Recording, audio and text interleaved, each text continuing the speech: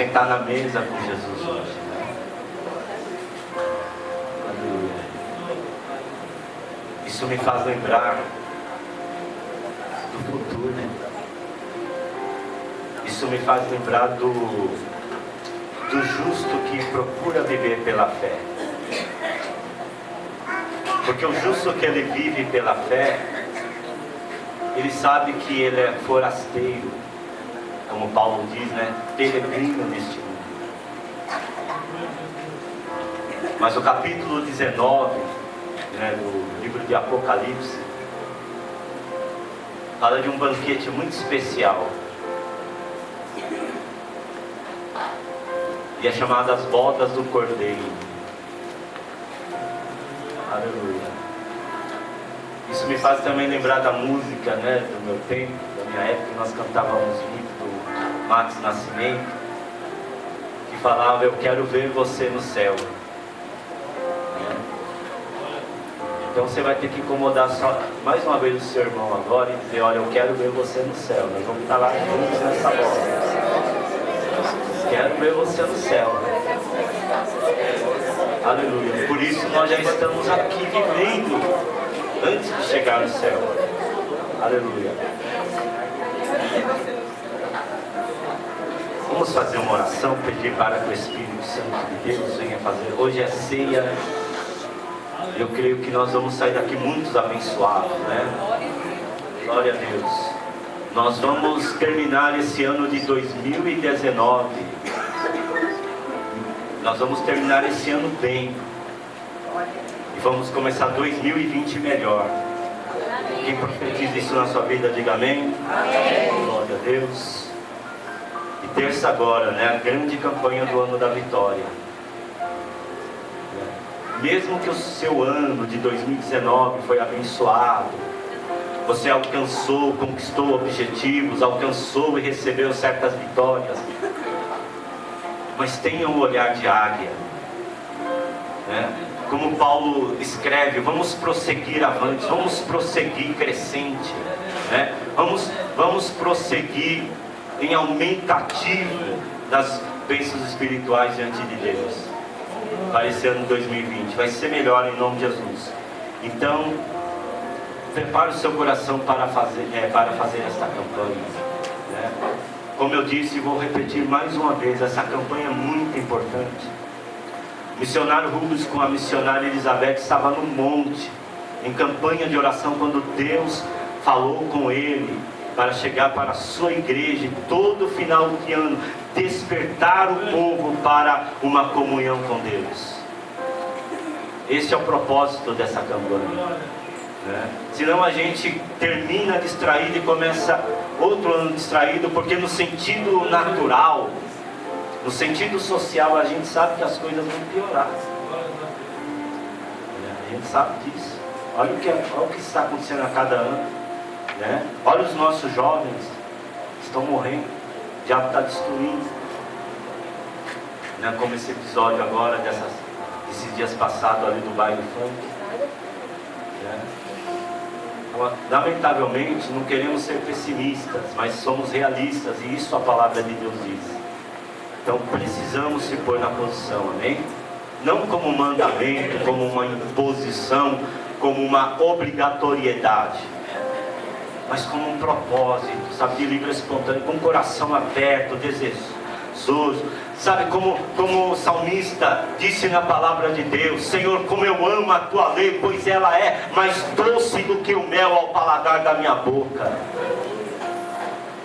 É nesse sentido, desejo, vontade, né? Como aquele louvor que muitas das vezes nós louvamos aqui: Senhor, eu tenho fome, eu tenho sede de ti, Aí fica maravilhosa a comunhão com Deus. Feche os seus olhos. Vamos pedir para o Espírito Santo de Deus se manifestar nessa noite. Vamos convidar o Espírito Santo de Deus, porque nós estamos aqui para glorificar o nosso Pai, para glorificar o nosso Criador.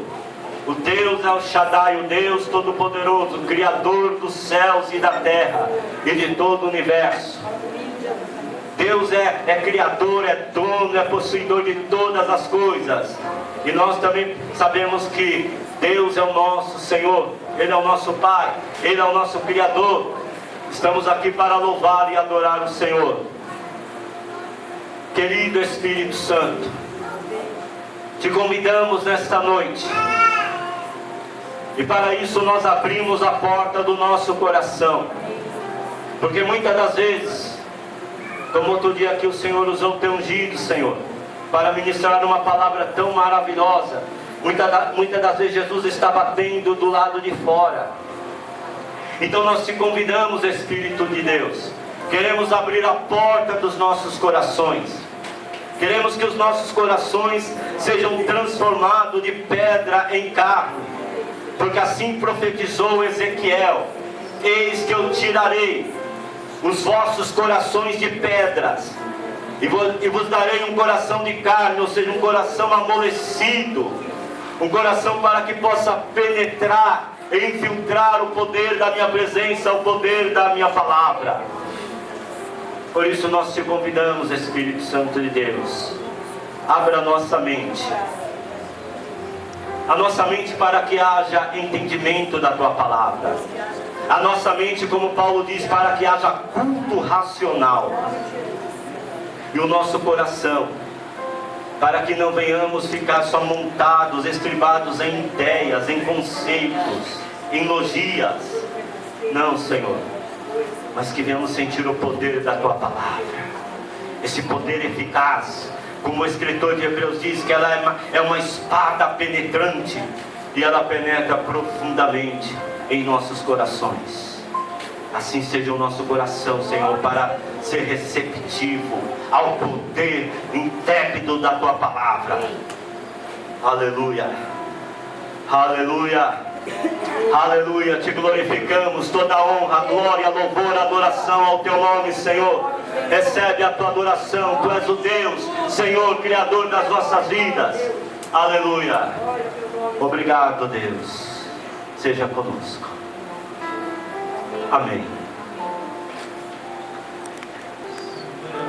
Capítulo 3, versículo 14. Hoje nós falaremos da decisão-chave para o sucesso. Amém? Decisão-chave para o sucesso. Eu sou obrigado um pouquinho agora a falar da palavra sucesso, né? Porque nós precisamos alcançar o sucesso. Alcançar o sucesso significa ser bem-sucedido. Deus disse isso para Josué no capítulo 1, versículo 8. Se ele meditasse dia e noite na palavra de Deus, os seus caminhos seriam bem-sucedidos. Então, quando se fala em sucesso, muitas das vezes se pensa, né? Por exemplo, se eu chegar aqui pro Samuel, falar: Deus vai dar sucesso na sua vida, irmão Samuel. Aí o Samuel já vai se ver jogando lá no São Paulo, né?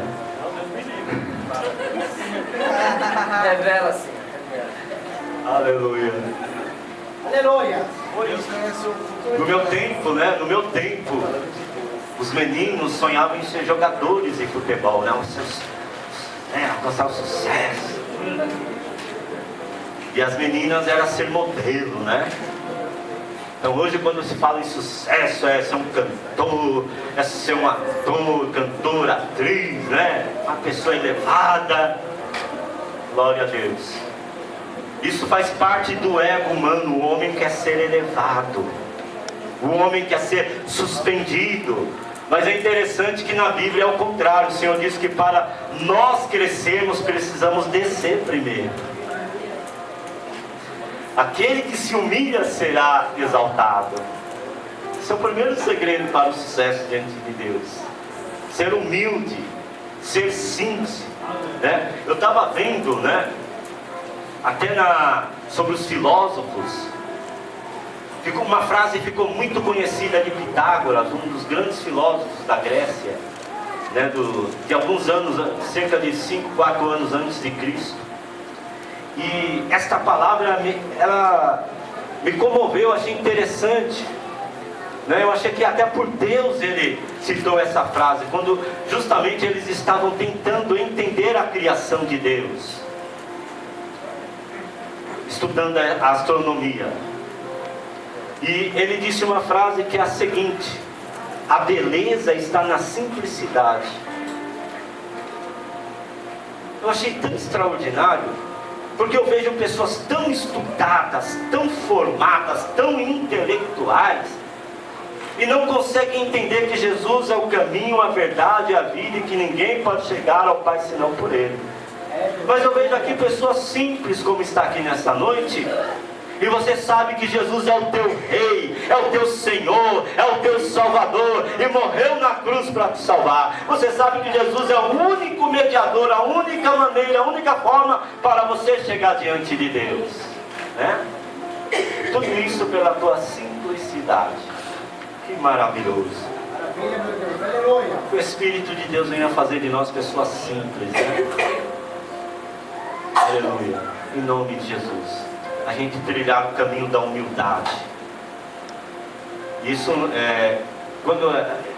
na minha época, também no meu tempo, né, a gente tinha costume de entender que humildade era chegar aqui na frente, pegar o microfone e declarar palavras. Eu sou mais humilde, eu sou mais pequeno, eu não sou nada.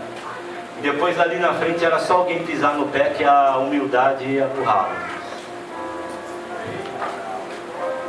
A humildade ela não se demonstra com palavras, mas com atitudes.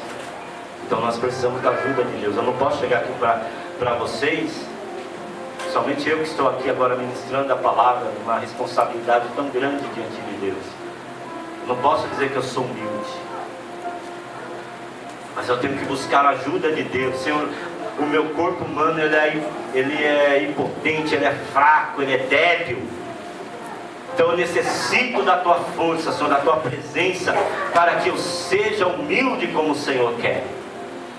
Eu tenho que pedir a ajuda do Espírito Santo de Deus. Então a palavra sucesso significa bem-sucedido, tá bom? Para ser bem-sucedido o caminho é a... Para ser bem-sucedido o caminho é a... Que nós introduzimos aqui agora? Humildade. O caminho é a humildade. Como Jesus diz, eu sou manso e humilde de coração. Capítulo 11, 28 de Mateus, né? Então nós vamos falar aqui, mas como entrou a palavra sucesso, mas a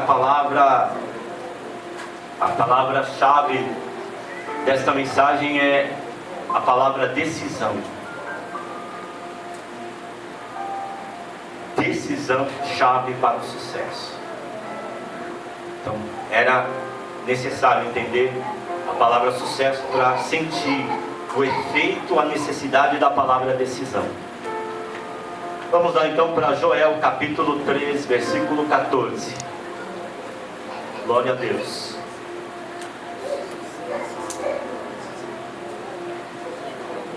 Somente esse versículo, tá bom? Amém. Multidões e multidões no vale da decisão,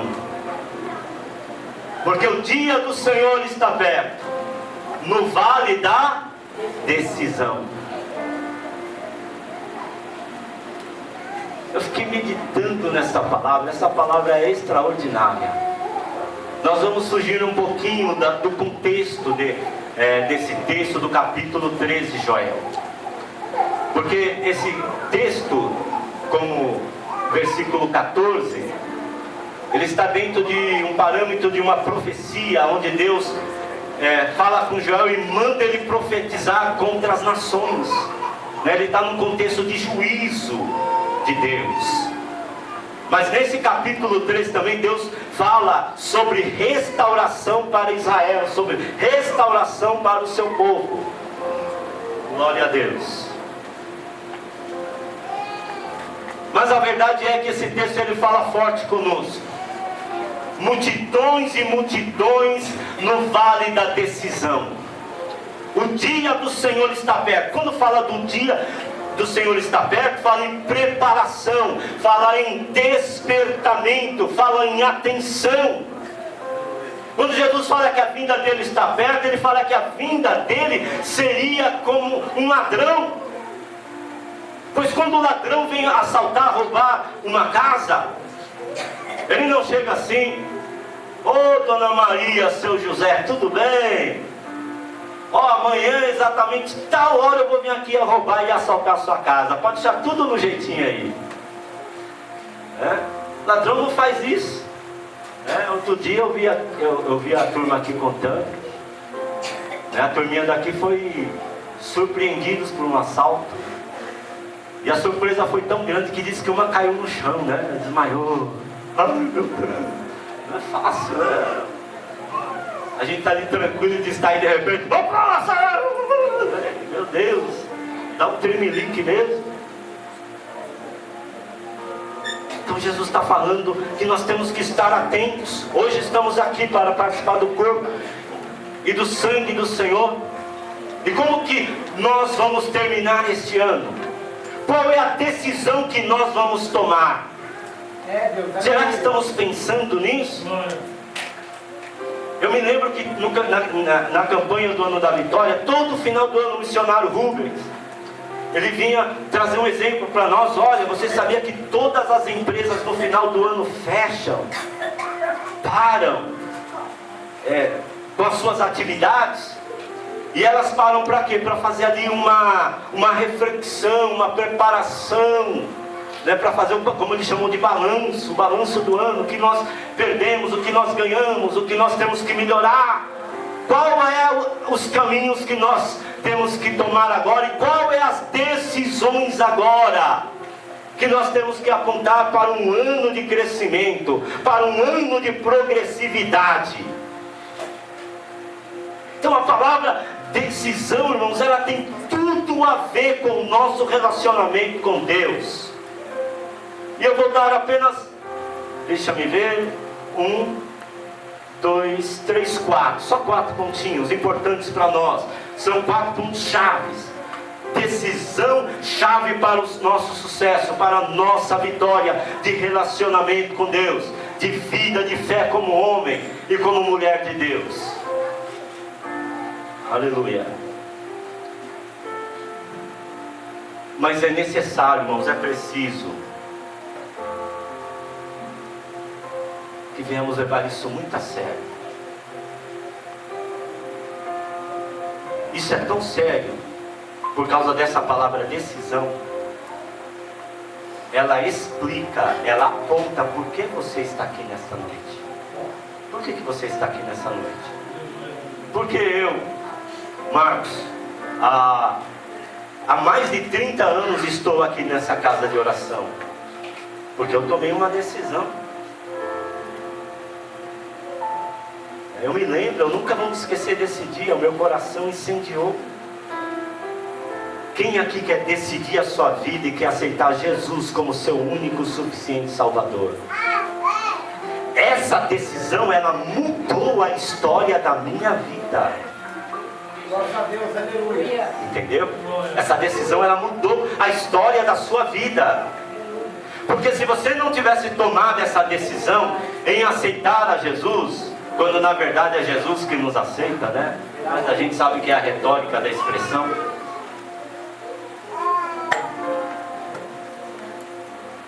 Alguns estão pensando agora: meu Deus, eu não era nem para estar mais vivo. Algum de vocês não era nem para estar mais vivo.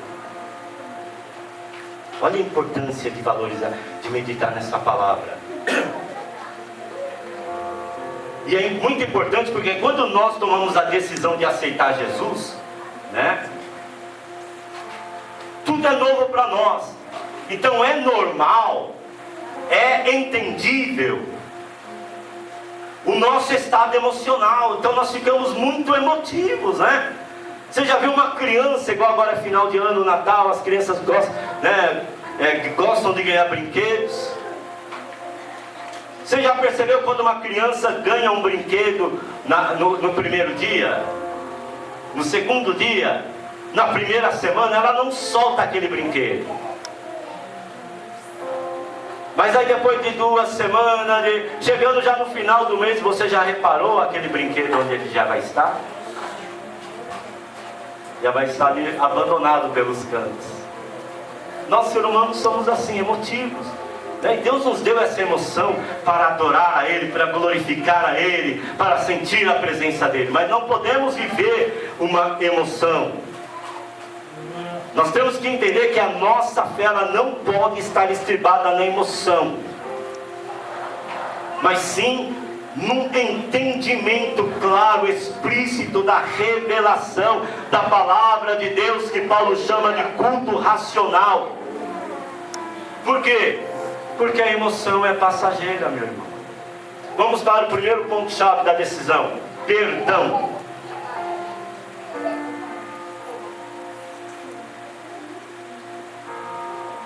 Ninguém vai conseguir perdoar se for através de um sentimento.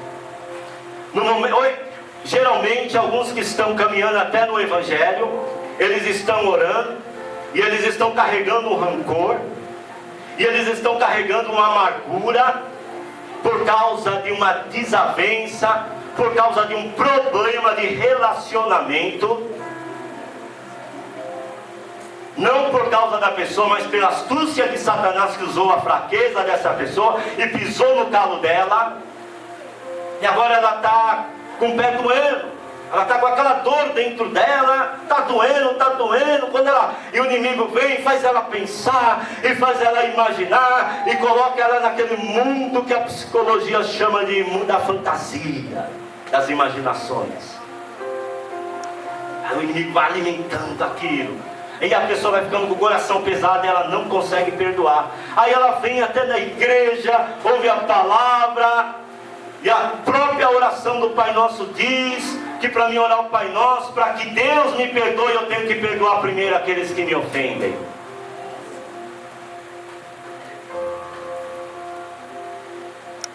E ela vai esperando um sentimento brotar dentro dela para ela conseguir perdoar. E a verdade é que você não conseguirá perdoar se você não tomar uma atitude de decisão. Você tem que tomar uma decisão, você tem que decidir perdoar. Aquela pessoa me fez isso, aquela pessoa me causou mal, aquela pessoa falou palavras que não deviam falar, aquela pessoa pisou no meu pé, mas Jesus disse que para que Ele perdoe meus pecados, eu tenho que perdoar aqueles que me ofendem. Meu Deus, então eu quero tomar uma decisão agora, eu quero perdoar esta pessoa.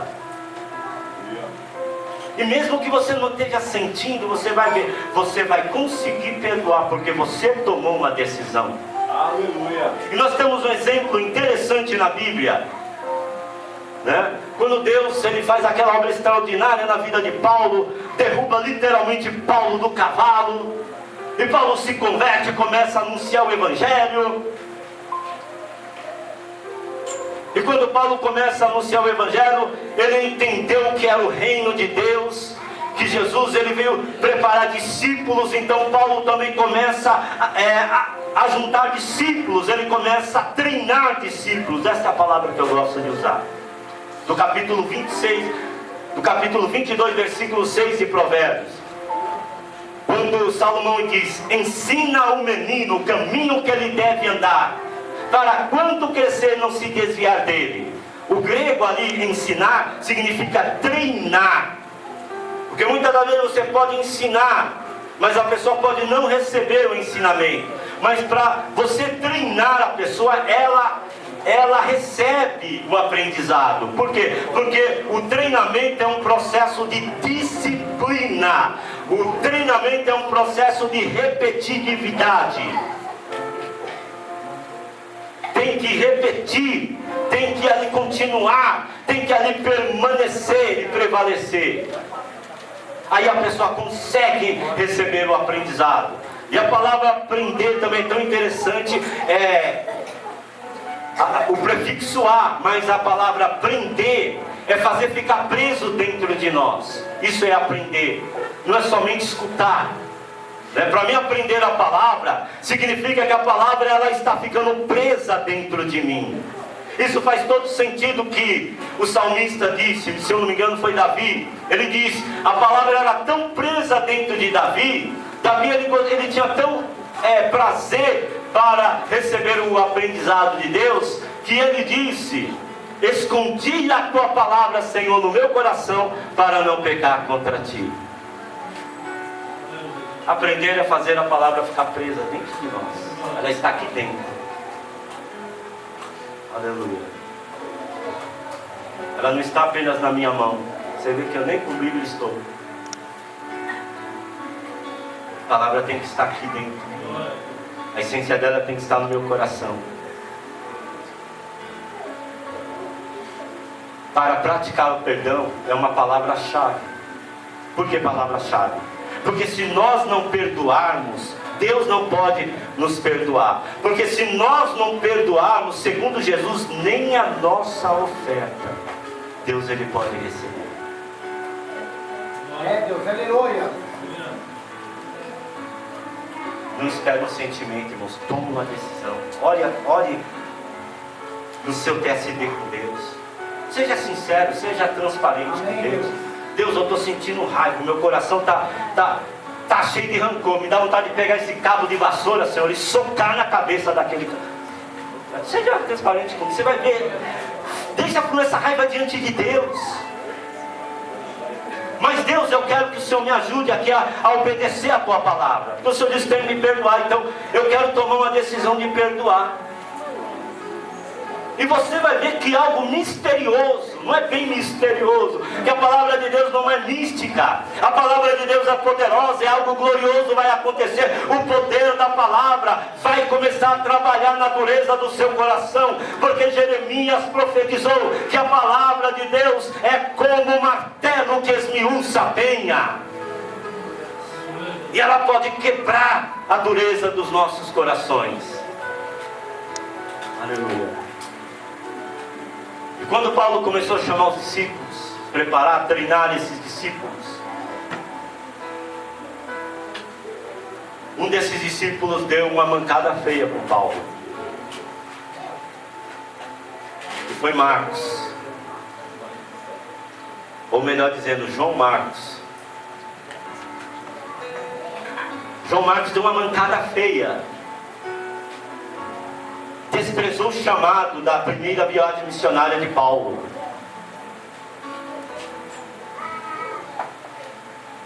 Só que tem um porém.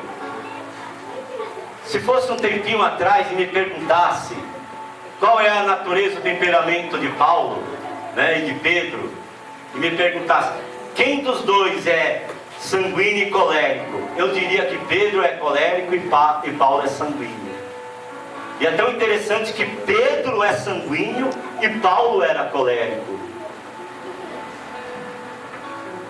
Sabe por quê? Porque o sanguíneo, ele é emotivo, né? Ele fala palavras agressivas, ele tem às vezes atitudes violentas, mas não é do coração. É da emoção, é do momento, do calor, do teor do momento do acontecido. Está entendendo? Então isso é tão verdade que depois que abaixa a poeira, aí todo mundo começa, no meio da poeira, levanta a poeira, ninguém enxerga nada, né? É faca, é martelo, é prato, é rolo de macarrão. Você não enxerga nada no meio da tempestade. Mas quando a poeira abaixa, aí todo mundo se enxerga. Aí chega lá, né? É engraçado se é um marido com a esposa, ô mozinha. Mozinha disse, cadê o mozinho? Queria falar aquilo, mozinha, eu te amo.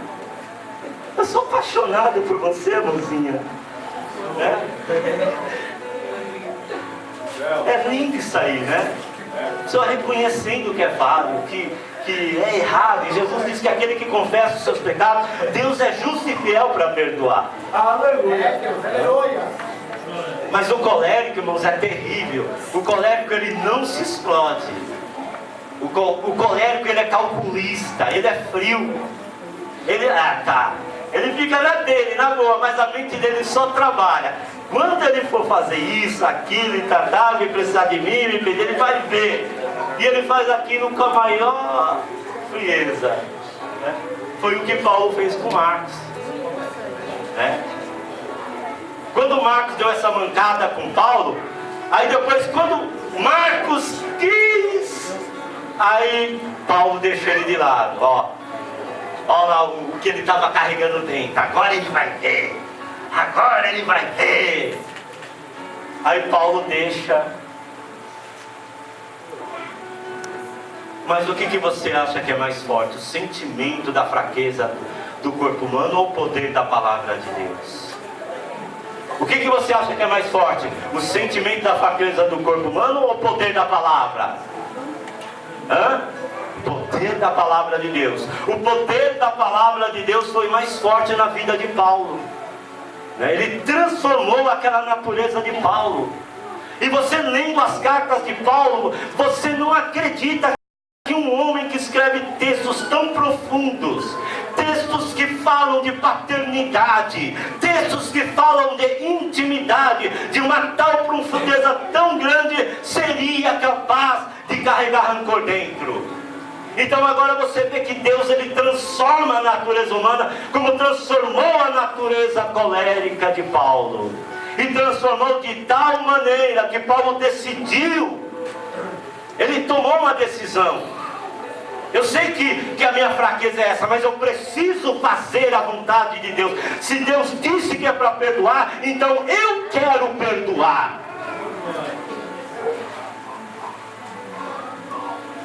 E é tão lindo que quando Paulo está passando instruções para Timóteo, seu outro discípulo, porque nesse abandono, ficou feio para Marcos, que ele deu aquela mancada, e depois Paulo despreza ele, porque Paulo era para ser o discipulador de João Marcos.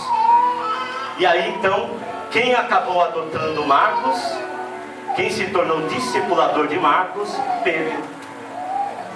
Preste atenção, leia o Evangelho de Marcos e a carta de Pedro, a mesma linguagem.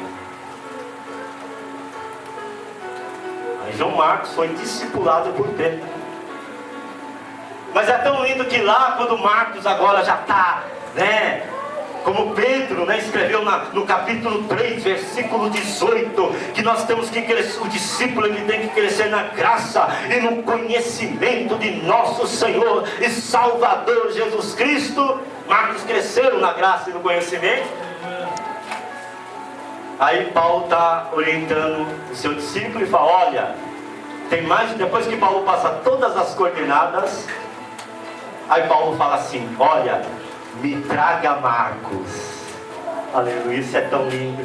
Quando eu falo essa palavra me traga, eu estou vendo uma porta aberta para o perdão, É como você fala: não, e agora eu estou perdoando, agora eu vou deixar tudo na mão do Senhor, porque agora eu vou abraçar essa pessoa. Aí Paulo: me traga João Marcos. E aí João Marcos participou do trabalho missionário de Paulo. Outra palavra-chave para a decisão é o amor.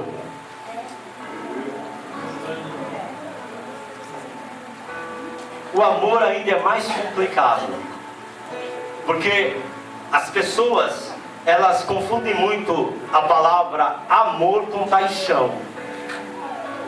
E amor não é paixão, a não ser que você use as 3 palavras gregas para entender a definição de amor, Então você coloca ali eros, você coloca ali filéu, e você coloca ali ágape. Aí sim você vai entender qual é o amor de Deus, qual é o amor que o Senhor está falando. Porque o amor não é um sentimento, por isso que os casamentos estão sofrendo, estão se decaindo. Que as pessoas confundem a paixão com o amor. Deus, depois eu falo essa parte, no final eu concluo com essa parte, sobre o amor de Deus. Então, não podemos esperar para que um sentimento venha bater na porta do coração, para que nós possamos amar. Porque se nós formos agir assim, o nosso amor ele será hipócrita. Você vai escolher aquele que você ama. Você vai colocar parâmetros para praticar esse amor. E o amor de Deus, ele não é 10%, ele não é 15%, ele não é 50%, ele não é 75%, ele não é 95%. O amor de Deus é 100%. Ou é ou não é. É como fruto do Espírito. Não adianta eu falar que eu tenho a bondade, mas eu não tenho a longanimidade. Não adianta eu dizer que eu tenho perdão, mas eu não tenho amor. Ou eu tenho o fruto, ou eu não tenho fruto. É interessante, obras da carne no plural, mas fruto do Espírito no singular. Porque não tem como você ter só 10, ou 15, ou 20, 50, 95% de algo de Deus na sua vida. Ou você tem, ou você não tem. Agora, quando eu começo a viver o fruto do amor, do Espírito Santo, aí eu estou em fase, aí sim, de amadurecimento, de crescimento, de desenvolvimento. Aleluia. Então, quando há uma atitude que foi uma derrapada, foi uma mancada, aí não se diz também para se desanimar, não, você não tem o fruto do Espírito. Não é que não tem, é que o fruto do Espírito na vida de alguns estão em fase de crescimento ainda. Aleluia. Mas para que eu tenha o amor de Deus na minha vida, eu tenho que tomar uma decisão. Quer ver uma parte linda da Bíblia? Aleluia. Tem duas partes lindas da Bíblia. Uma foi Zaqueu, né? Zaqueu era uma boa pessoa? Não. Zaqueu, ele era honesto? Não. Zaqueu, ele era obediente da palavra? Não. Zaqueu, ele era um bom servidor público? Não. Resumindo, Zaqueu era um sem vergonha, um mau caráter.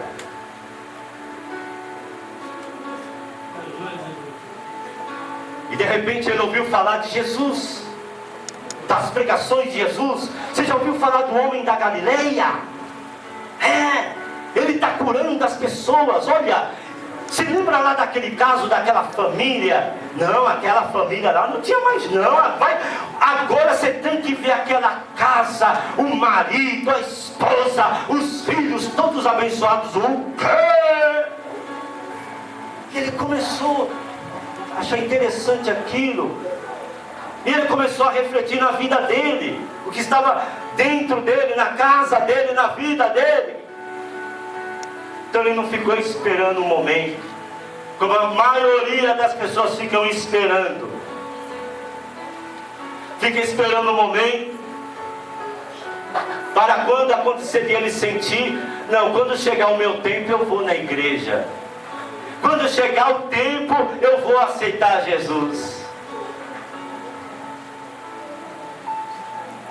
E é triste, né? Porque Paulo, ele conscientiza algo muito sério sobre isso. Ele fala que o amanhã pode ser muito tarde. Verdade, Deus. Aleluia. E sabe qual é o dia para a decisão que Paulo fala em Romanos? Não é esperar. Paulo fala assim, hoje é o dia oportuno, o dia chamado dia da salvação.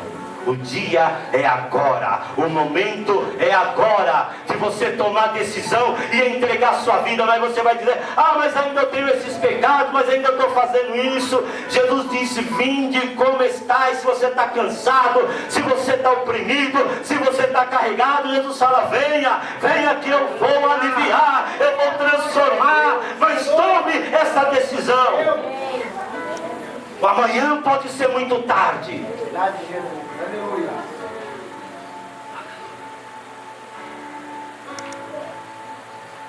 Para sentir isso, não precisa nem ir lá agora, é só meditar. Ali no cemitério da Vila Formosa, cemitério da Vila Alpina, que está mais perto da gente, Uruçá. Imagina ali que aquelas salas estão cheias, aquelas salas de velatório. Famílias ali chorando, desesperadas.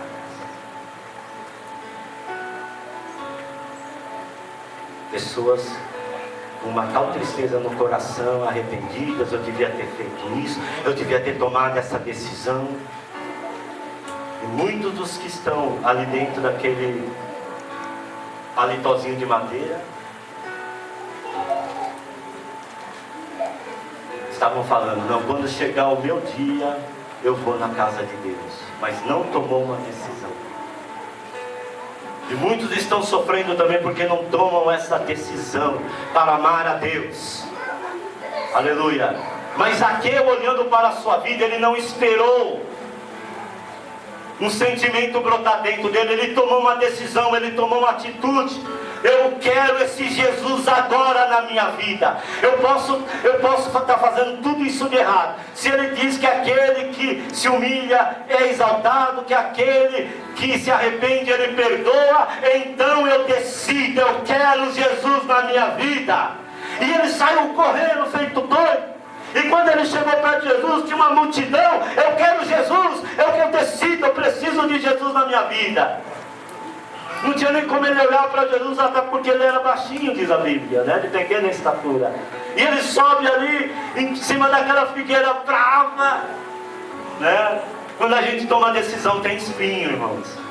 Tem empecilhos, tem obstáculos. Mas Zaqueu não olhou para aquele obstáculo, ele subiu em cima daquela figueira e ele começou: Jesus, Jesus, Jesus, Jesus. Aquela decisão que Zaqueu toma chamou a atenção de Jesus. Quando Jesus olha no meio daquela multidão, ele olha aquele baixinho lá em cima daquela figueira. Ele olha para ele: Zaqueu, Zaqueu, hoje eu vou ir na tua casa, Zaqueu. Eita Deus. Aleluia. Quem quer que Jesus entre na sua casa, hein? Entra na minha casa, entra na minha vida. Tome uma decisão. Tome uma decisão. Eu preciso do amor de Deus na minha vida. Terceira palavra-chave. Essa palavra é um pouquinho, vai só um pouquinho estranha. Primeira, falamos perdão, palavra-chave para o sucesso com Deus. Segunda palavra-chave para o sucesso com Deus, amor, o amor de Deus na nossa vida. E a terceira, tudo nós temos que tomar decisão, porque o perdão e o amor de Deus não vai se manifestar se eu não tomar essa decisão. Não dá para esmiuçar mais por causa do tempo, irmãos. Somente o amor que tinha um pouquinho de coisa a mais para falar. Mas a terceira palavra-chave para o sucesso, para nós encerrar, sabe como ela chama? Encruzilhada. Não, mano, não vou falar de macumba não. O sangue de Cristo tem poder. O que é uma encruzilhada? Quem pode me explicar aí? Os meninos que estudam, são mais inteligentes que eu. Não tem um entender aí, não tem um raciocínio. O que você... se alguém perguntasse para você, se uma criança perguntar, o que é uma encruzilhada? O que você ia falar para ela? Quando dois caminhos se cruzam. Quando dois caminhos, né? Ou seja, quando dois pontos se cruzam, né? Essa encruzilhada, ela pode ter ponto A, B, ela pode ter ponto A, B, C, D, né? Mas ela pode, né? A, B, C, D já vai dar 4 caminhos se cruzando. Pode ser até de 8 caminhos, como por exemplo uma encruzilhada onde passa o trem, o carro e as pessoas. É uma encruzilhada. Muitas pessoas têm que passar ali. Cada uma vem de um lado, né? Vamos pegar uma encruzilhada de 8 pontos, né? De um ponto e outro ponto passa o trem, de outro ponto e outro ponto passa o carro, de outro ponto é o caminho das pessoas. Aí de repente eu me vejo no ponto da encruzilhada, do cruzamento dos caminhos. Digamos que alguém pare nesse ponto, o que ele tem que fazer? Imaginamos alguém parado no ponto de uma encruzilhada, do cruzamento desses caminhos. O que essa pessoa tem que fazer? Uma decisão. Tomar uma decisão. Fala para o seu irmão, você tem que tomar uma decisão. Fala para ele. Qual foi a encruzilhada da sua vida de 2019? Qual é o caminho que você vai tomar agora? Qual é a direção que você vai andar agora? Qual é a decisão que você vai agora receber diante de Deus? É necessário tomar uma decisão? Por que você acha que Satanás a cada dia promove tantas e tantas crenças, religiosidades, religiões? Porque se eu tenho uma porta só diante de mim, um caminho só, eu sei que esse caminho é a única forma de eu entrar. Mas eu olho para todos os lados, o que eu vejo é portas. E agora? Para onde eu entro? Para onde eu vou? O que eu faço agora? Mas eu vou dar uma orientação poderosa para você nessa noite, para tomar sua decisão. E eu não vou falar isso como retórica, mas eu vou falar isso como experiência de vida. Eu acredito que eu tenho autoridade para falar sobre isso, porque eu já estou, pela bondade, misericórdia, compaixão de Deus, 30 anos no Evangelho, caminhando na presença de Deus. Aleluia. 30 anos não é 30 dias, irmão, não é 30 meses.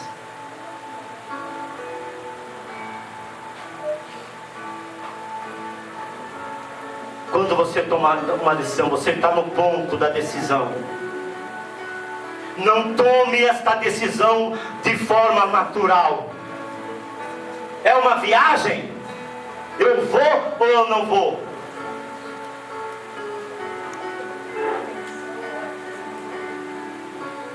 Senhor Jesus, a minha vida está nas tuas mãos.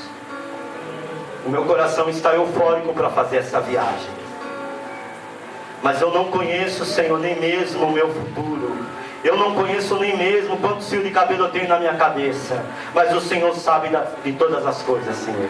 Então, se esta viagem é para ser bênção na minha vida, me dá, Senhor, a direção do Teu Espírito Santo.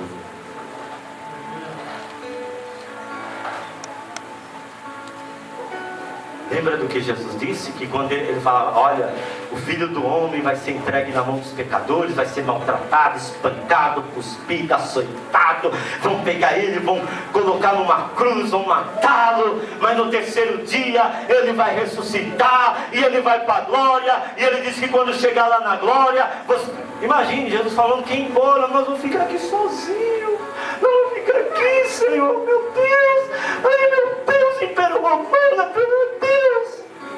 Imagina, né? A gente lê o texto, a gente não observa as entrelinhas, né?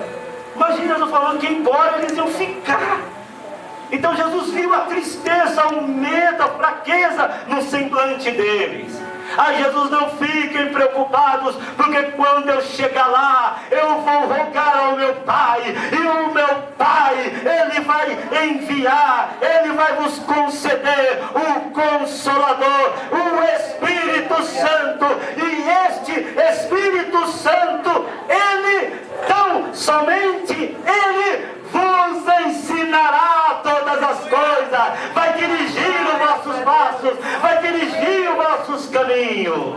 Aleluia! Tome essa decisão. Que decisão, pastor Marcos? O Espírito Santo agora é o guia da minha vida. O Espírito Santo agora, ele vai me conduzir na presença do Senhor.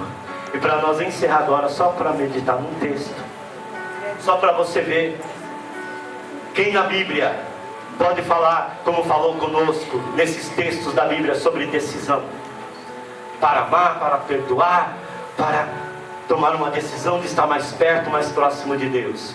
Para nós encerrar, Jeremias 31:3. Vamos ficar de pé. Jeremias capítulo 31, versículo 3.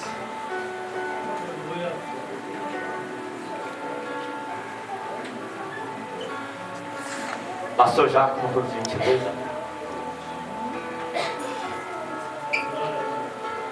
Jeremias 33, é isso mesmo.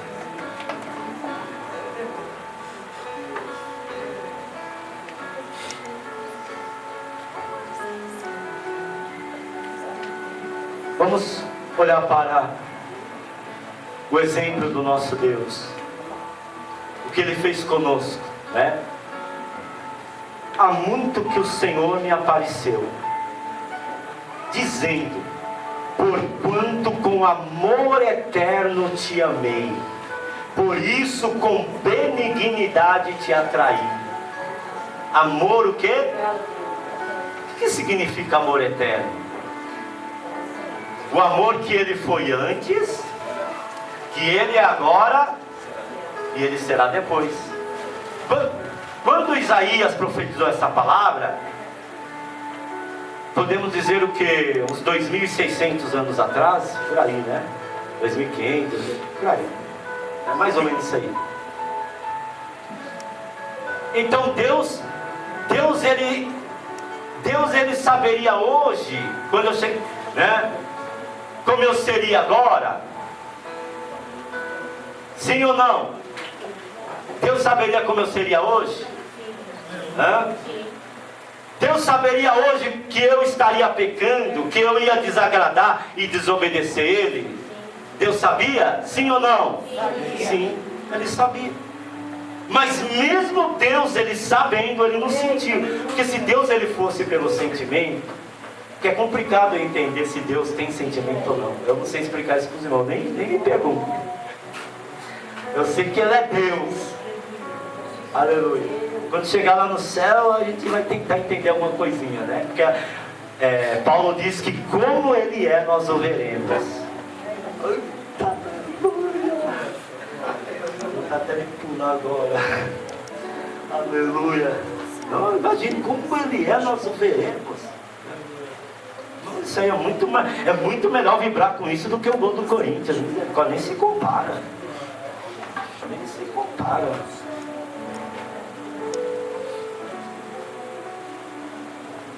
Mas mesmo assim, Deus sabendo que eu, né? Os irmãos conhecem o testemunho forte do pastor Jaco, pastor Márcio, né? Evangelista Roberto, eles têm testemunhos muito fortes. Que o diabo tentou arrastar eles lá para a destruição do mundo mesmo. E mesmo Deus sabendo que eles, todos nós, cada um de nós, iria fazer tudo isso de errado, mesmo assim Deus, Ele nos decidiu nos amar.